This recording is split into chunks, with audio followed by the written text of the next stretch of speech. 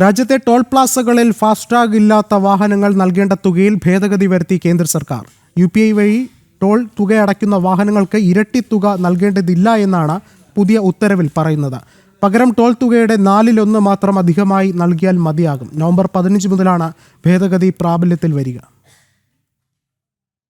National highways ഫീ നിയമങ്ങളിൽ ഭേദഗതി വരുത്തിക്കൊണ്ടാണ് പുതിയ സംവിധാനം നടപ്പിലാക്കുന്നത്. പുതിയ നിയമമനുസരിച്ച് ഫാസ്ടാഗ് ഇല്ലാത്ത വാഹനങ്ങൾക്ക് ഉടമകൾ പണമടയ്ക്കുന്ന രീതിക്കനുസരിച്ചാണ് ടോൾ ഈടാക്കുക.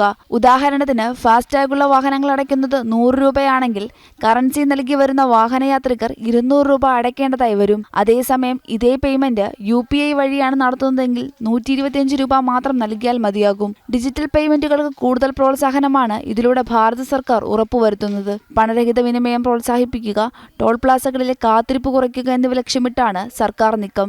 ന്യൂസ് ഡെസ്ക് ജനം.